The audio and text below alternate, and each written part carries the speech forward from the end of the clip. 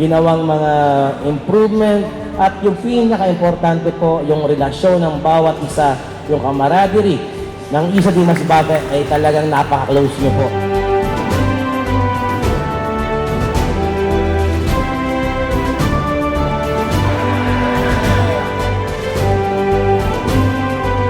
And congratulations po sa inyong boss. Mabuhay po kamo. Mabuhay po ang Agila. Boss po.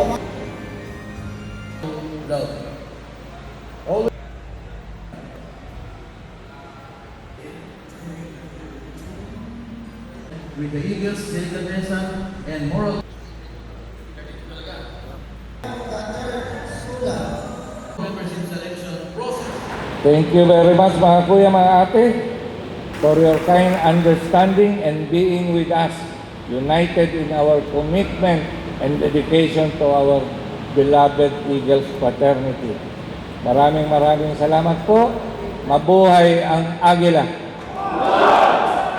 Mabuhay ang may pusong Agila. Salamat po. After the meeting.